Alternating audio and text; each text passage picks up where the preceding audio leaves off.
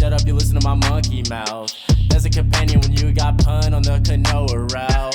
Hopped in a portal and got in a fight, Elias knocked him out. Bow, Naruto fighting style. Bow, UFC he tapped out. Bow, we win, we get crowned. Monkey mouth, monkey mouth, monkey mouth, monkey mouth. Alrighty, everybody, welcome back to this, the 46th iteration of the Konoha Companion. Yeah, the 46th iteration of the Konoha Companion. On this episode, we're going to be covering episode 45 of Naruto, entitled Surprise Attack, Naruto's Secret Weapon. And so before we get too far off into that episode, I do want to go over what happened on the previous episode in my own words, like we typically do, just so that we can all be oriented. So in the last episode, Naruto and Kiba had their big fight, or at least got presumably halfway or so through it. Kiba hit Naruto with everything but the kitchen sink.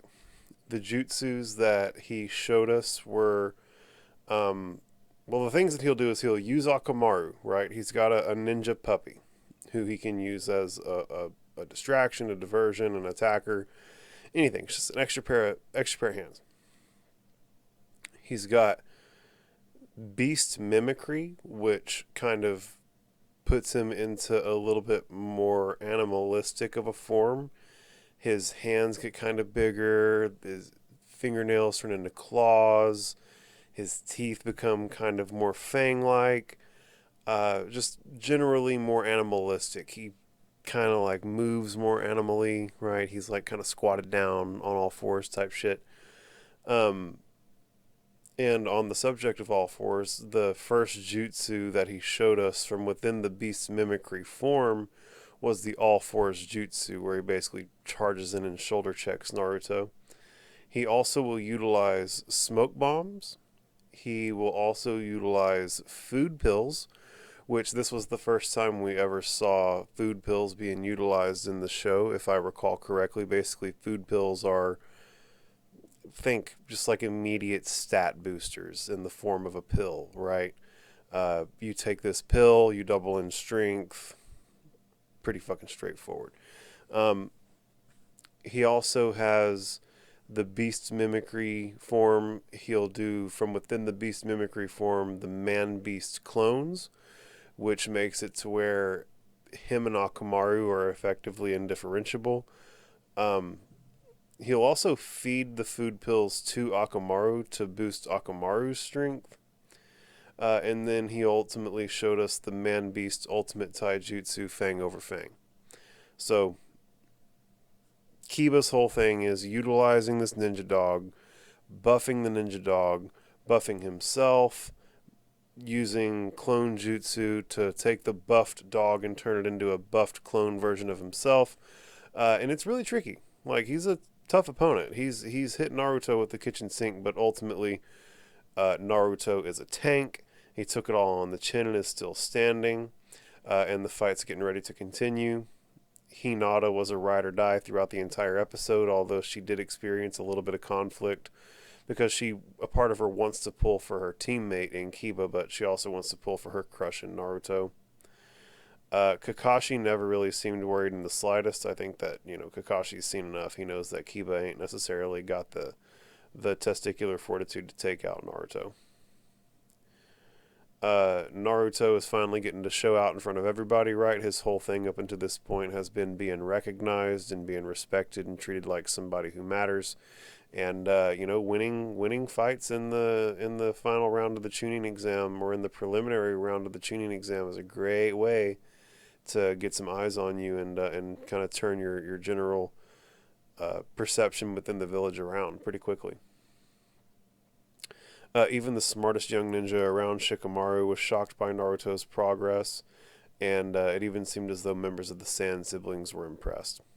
But ultimately, Naruto has taken everything on the chin, stood back up, and is ready to keep fighting, and the episode ends. And so this episode starts in kind of traditional Naruto fashion. They drop us off a little ways back.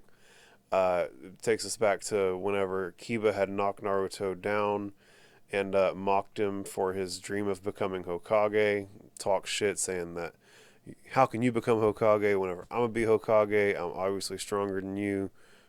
I'm that dude, not you.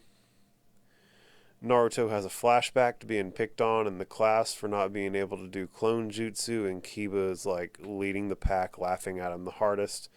But the whole time, Hinata still believed in him, even back then, whenever Naruto was a 3-year student and couldn't even get a proper clone made. Naruto stands up and tells Kiba to forget about becoming Hokage because he's the top dog around here now. The title slide comes in and Naruto reads Surprise Attack, Naruto's Secret Weapon. Kiba and Akamaru, who at this point are still in the beast mimicry, man-beast clone state, right? You can't tell them apart, but they both come charging forward, and one's the other. One of them, like they both come forward. So Kiba and Akamaru come charging forward. And they throw some smoke bombs, and while Naruto is engulfed in the smoke, they bust out the Fang over Fang. So this is like the tip of the spear for Kiba, right? He's in beast mimicry form. He's done the man-beast clones. He's given him and Akamaru both food pills to boost up their strength. He's throwing out smoke bombs to give himself a cover, and then he's hitting Naruto while he's in the smoke with his most effective jutsu, the ultimate taijutsu, the Fang over Fang. But Naruto manages to dodge it, but as soon as Kiba gets his footing, he tries it again, but this time to seemingly greater effect. Him and Kiba are hitting Naruto while he's in the smoke, until Naruto is able to think quickly, and he transforms into a copy of Kiba and Akamaru in the man-beast clone beast mimicry state. And so basically now there's 3 of the same individual standing in the arena, and now Kiba is supposedly going to have a hard time differentiating between Naruto and Akamaru because they look identical. Kiba punches one of them to the ground and mocks that he can still smell Naruto, and that it's very easy for him to tell who the real one is. And so again, he's like, I know who you are, and punched Naruto to the ground. And as he's doing this, Kurenai in the stands reveals that Kiba has the capacity to concentrate his chakra into his sense of smell, and that his sense of smell is effectively 1,000 times greater than that of the average shinobi. So he definitely has a really, really strong nose, and he's effectively able to sniff out the difference between Naruto and Akamaru. They might look the same, but you can't trick his nose. Now, this is when things get tricky. It turns out that Kiba did, in fact, punch Naruto the first time, right? He was like, I know you're Naruto, and he punched him. But when Naruto fell to the ground, Naruto transformed into Akamaru. And so, whenever Kiba realizes, quote unquote, that he accidentally hit Akamaru, he immediately turns and hits who he believes to be Naruto. But again, the second copy is actually Akamaru. And when he punches Akamaru, Akamaru falls to the ground, the transformation breaks, and he's still Akamaru. And so now Kiba's punched both the other copies of himself that are in the arena to the ground, and they've both transformed into Akamaru, right? Although one of them distinctly smelled like Naruto, but he didn't trust his sense of smell whenever he saw that it was Akamaru on the ground. He doubted his senses. And so again, when Akamaru falls to the ground and the jutsu breaks and he transforms back into himself, Naruto behind Kiba transforms back into his normal self, and while Kiba's distracted, Naruto launches a sneak attack, which ultimately ends in him kicking Kiba in the face. Naruto mocks Kiba for being a dummy and not using his jutsu carefully enough, which basically allowed him to use it against him, which is a callback to Kakashi during the bell test, whenever that whole time. Like, this is way back callbacks already. And Kakashi even kind of points out, that's my line. Well, sort of. But the point is that this lesson that Naruto is teaching Kiba is a lesson that Kakashi taught Naruto, and that isn't lost on Kakashi. Kiba at this point gets up and charges forward, believing that he still has the speed advantage and that he can still ultimately beat Naruto with the proper utilization of the All Fours Jutsu. Kiba throws kunai at Naruto as he charges forward. It's actually not kunai, there's shuriken. Kiba charges forward towards Naruto and throws shuriken, which causes Naruto to have to jump and avoid the shuriken, right? While he's jumping and avoiding the shuriken, he finds himself open to getting hit by Kiba's all four jutsu, which he does get hit by, and it sends him flying to the ground. Naruto tries to stand back up, but Kiba knocks him back down before he's able to get back up, moving too quickly for Naruto to build up any meaningful amount of chakra, and which ultimately negates his ability to fight back in any meaningful way. Kiba attacks again, but this time Naruto catches him and throws him, kind of like judo throws him, uses his own momentum to throw him to the ground. Naruto at this point again demands that he's going to be Hokage and that he can't lose right now. Kiba yet again mocks Naruto for trying to become Hokage. He still believes that he's stronger than Naruto. He still believes that, Kiba still thinks as Naruto is the kid who couldn't even cast a proper transformation jutsu in the academy after 3 years of being in the academy, right? So whenever Kiba hears Naruto saying, I'm going to be Hokage, it literally is a chuckle for him, and he's basically demanding that there's no way you're going to be Hokage when there's someone like me around who also is intending on becoming Hokage.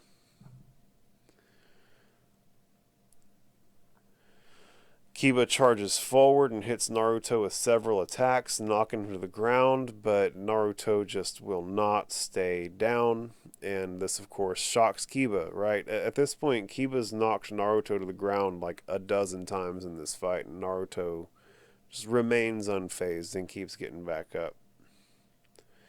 Kiba is clearly getting more and more concerned at this point, and Naruto's people cheer him on.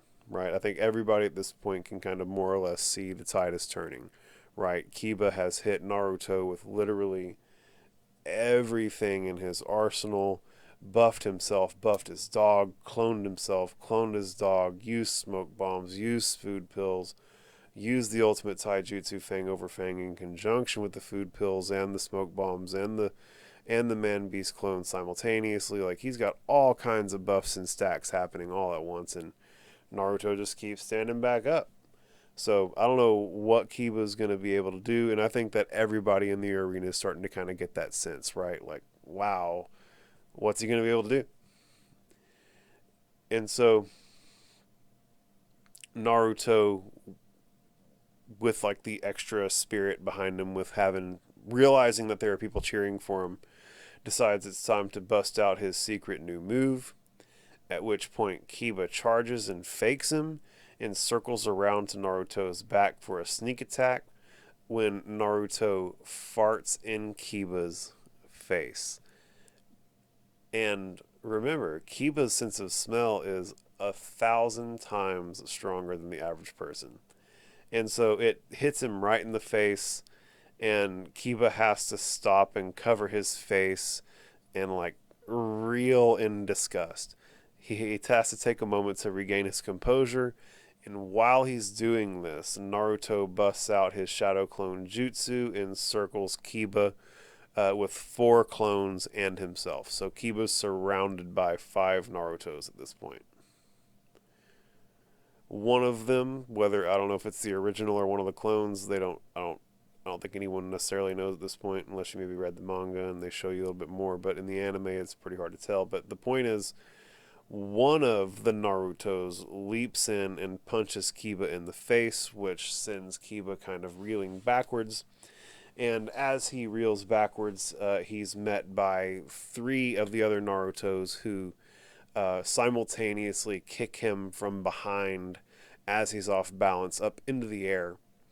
And as he's flying up into the air, there's the 5th and final Naruto comes in and like axe kicks him in the back of the head, and it sends Kiba flying straight down, face down into the ground.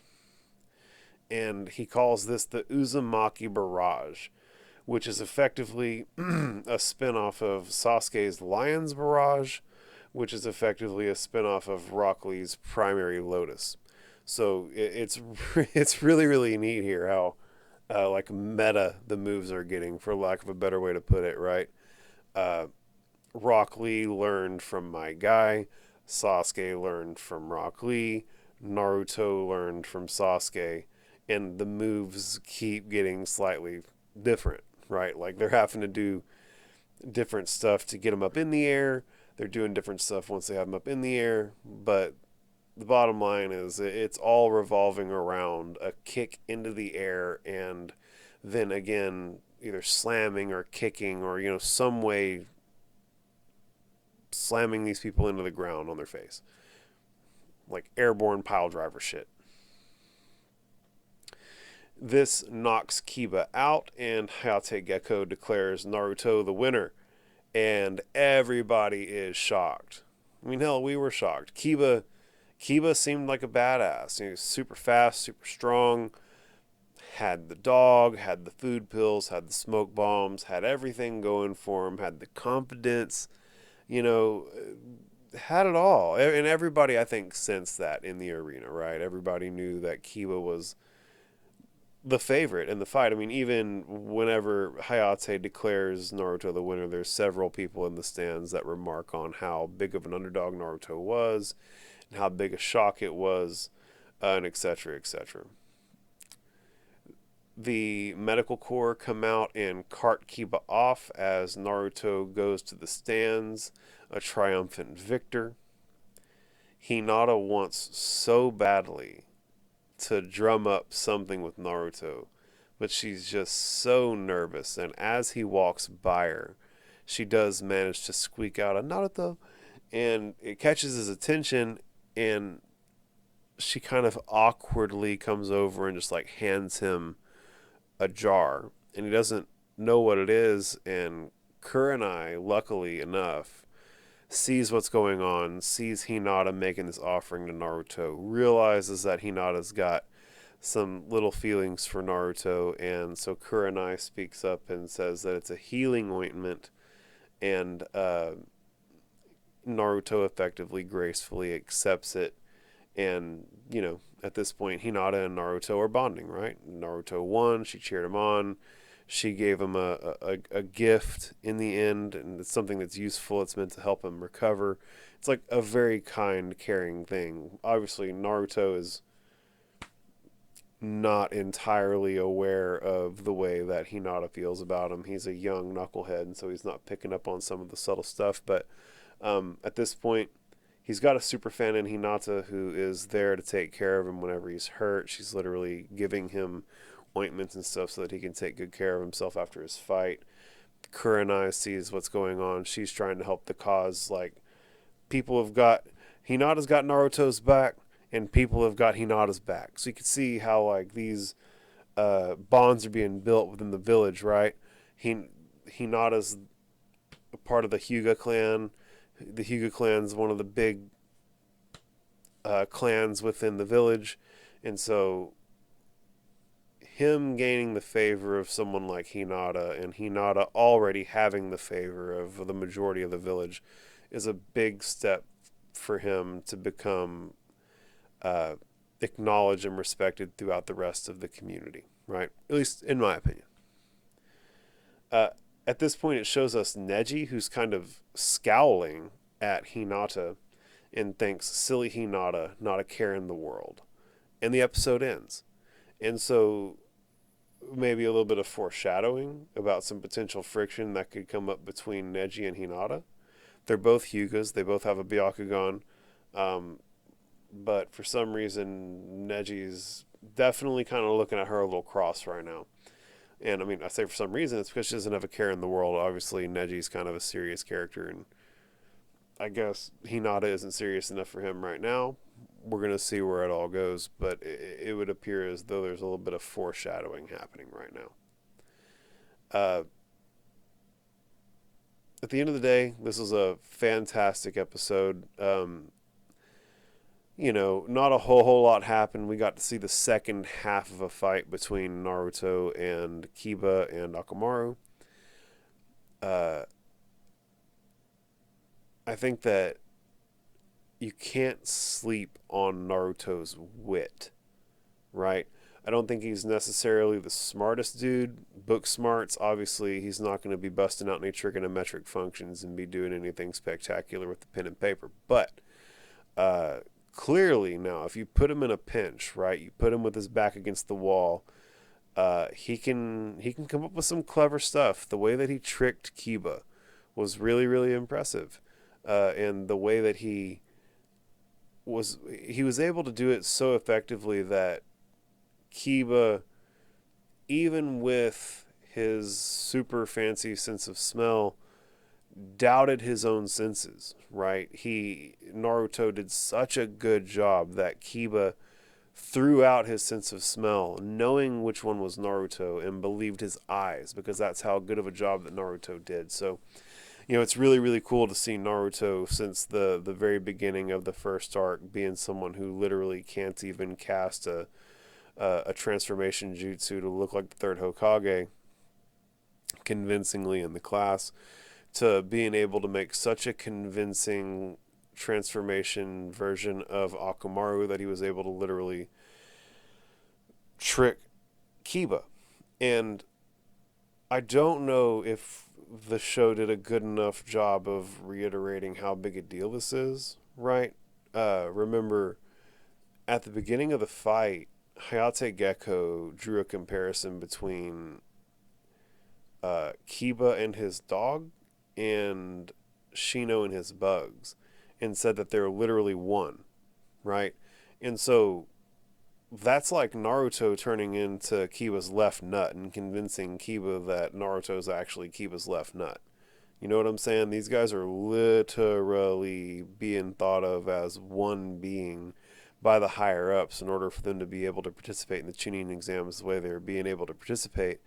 And he fooled him. So big props to Naruto. There's clear linear growth that you can see on types of jutsu, right? The transformation and clone jutsu stuff is just, he's killing it. Naruto is a tank. What more could Kiba have done? He buffed himself, he buffed his dog, he transformed his dog, he used smoke grenades, food pills, ultimate taijutsu, fang over fang, direct hits, all of it, bro, on the chin. And Naruto was just able to stand up and tank it. And so, you couple the Nine-Tail Fox energy with his tankiness, with his subtle cleverness of wit that he has, and Naruto's clearly shaping up to be a formidable opponent for anybody, right? His measurables that they were looking at in the academy might not have been that great, but I think it's clear that in real life application, he's a better ninja than what they're able to put on paper. So that's cool. I love that Hinata's a ride or die for Naruto. It's so sweet that she gave him the ointment so that he could take care of himself after the fight. It's so sweet how she's so enamored with him that she literally can't even mutter out the words that she needs to because she's so nervous. There's just a lot of cuteness. Kurenai even mentioned towards the end of the episode that Kiba should feel no shame, that he fought well, and it's just that Naruto is an exceptional opponent that nobody really saw coming. Moving forward, it's going to be interesting to see what the next fight is. Who's the next fight? Who's going to fight next? They haven't determined that yet. Every other time they've given us that determination before the episode ends, so now we're going to have to figure that out. at the start of the next episode. There's still no sign of Sasuke, which is he's going to have to fight here in a little bit, and I guess he's still incapacitated from having the curse mark sealed. I'm not entirely sure. None of us should be entirely sure. They haven't been explaining it. But so it's going to be interesting to see what happens with the rest of these fights. And it's going to be interesting to see who Naruto winds up getting matched up with in the next round. Right? Because remember, this isn't even the third round. This is actually just a preliminary round so that they can set the matchups for the third round, because they had too many candidates make it past the second round of the Chunin exams, and they have the right to basically thin out the herd however they see fit. And so that's what they're doing. So, I could ramble about this all day. I feel as though I've effectively covered everything that happened in this episode and was able to point out the stuff that was important and keep everybody oriented. And ultimately, that's the point. I want you to be able to watch Naruto and then watch this podcast and have a clear, easy, coherent way of understanding what's happening moving forward, because there's so much that's going on. A lot of it kind of gets washed over. I mean, like I said, they didn't really tell us how big a deal it was that Naruto was able to fool Kiba's nose, right? That's something that you would need to just keep filed, and the more they develop Kiba's character throughout the series, you would realize more, right? And so I'm here to just keep you oriented from the start. So I hope that you guys are enjoying the show and y'all are appreciating the effort that I'm putting in to keep you guys all oriented on this big, massive anime that's spanning 1,000 episodes and 12 movies and novels and magazines and all kinds of shit. And, I know I love the show. I hope you guys love the show, and I hope, I'm just really looking forward to doing more of these. It's a ton of fun. I love the podcast. I love the community. I love the anime. And so, yeah, I'm going to keep doing it. You guys take it easy. Thank you all so much for tuning in. Again, this is Joshua. I'm your Konoha companion. We'll catch you on the next one. Peace.